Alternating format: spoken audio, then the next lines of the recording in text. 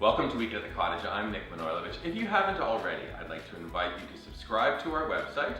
After that, I'd like you to subscribe to our YouTube channel. When you're there, click for notifications, click the bell. That'll make sure you receive those notifications. Drop us comments, and then give us a thumbs up at the end of this video if you're enjoying it. Last thing before I move on, remember to look for us on your favorite social media feeds: Pinterest, Instagram, Facebook, and Twitter. Okay, on with this truly remarkable onion tart. It is in a fabulous crust. It is sprinkled with walnuts. It is topped with a superior cheese. You're going to cut into this, bite into it, and then go, "Oh, Nick, thank you." I'm going to say you're welcome. It is fabulous. The recipe begins with something similar to a pie dough, but a little bit different. And the trick to this recipe is using a 00 flour, which is often used in Italian cuisine to create pizza dough or pasta, right? I have 1 1/4 cup of that flour into a large bowl. 1 teaspoon kosher salt. Mix that together. Now we have 10 tablespoons of butter. When you go to make this recipe, I want you to try to find a premium butter. I'm using a French butter. It's fresh churned, fabulous. Butter goes into the flour, and I'm going to pull it together with my fingers. This is very similar to like when we're making a pie dough, right? And you rub, and you get those little pea-sized shaped pieces of butter covered in flour, and you're ready to continue. I'm going to change the flavor a little bit. About 1 teaspoon of walnut oil. I'm giving this dough a nice nuttiness. And then one final thing to make this dough so beautiful, a 1/4 cup of sour cream. Stir that together, and then hands are clean and washed, back into the bowl, and we bring our dough together into plastic wrap over to the fridge, and you're gonna let it chill for about 45 minutes. About 45 minutes of that time, we're gonna head to stove top, and we're gonna start to do a saute of onions. When you're going to pick your onions, Carol and I talked about this recipe. It's not just an onion or one type of onion. We wanted to do an assortment, and when you try this recipe, if you can, track down different types of onions. I'm using a large, sweet Vidalia onion. I have a white onion, also very sweet. I thought I'd put a red onion in, give it a little bit of a color. I also took 2 shallots.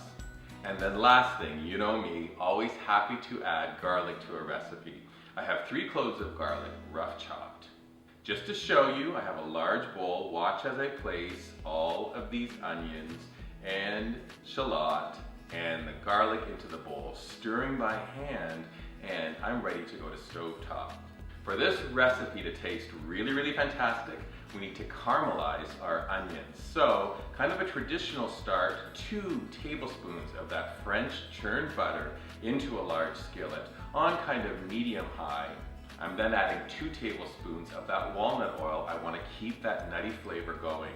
Butter has melted, mix it with the oil. Now we have the tossed onion, shallot, and garlic.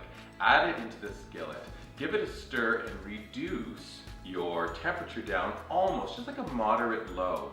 It's important that we slow cook this mixture. Now that the onions have compressed down a little bit, about the 15-minute mark, I need to do a couple of additional things. First of all, salt. So some kosher salt on top, maybe about a teaspoon to begin. And then I want to add a fruity flavor profile, not sliced or chopped fruit. How about apple cider vinegar? A nice splash over top, probably about a 1 to 2 tablespoon complement. Stir and continue to cook on low.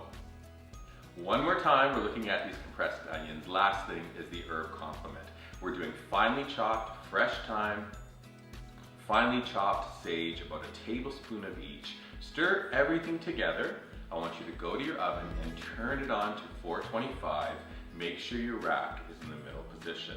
Turn the onions off, leave the skillet on the stove top. Our dough has chilled. I'm placing the dough out onto a floured surface, rolling pin is floured, and now I'm going to roll it out into a pretty sizable round. Don't worry about shaggy or rough edges. It's the kind of rustic appearance of this tart is part of the beauty of it. Once the dough is rolled out, I'm rolling it back onto a rolling pin. Then a piece of parchment paper goes out, roll it back out, and now it's time to really bring this fantastic onion tart home. Watch, Manchego.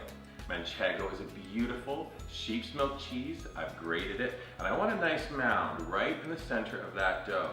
I take our onions. I'm adding a nice, big, generous helping, using up all of those onions into the center of the round.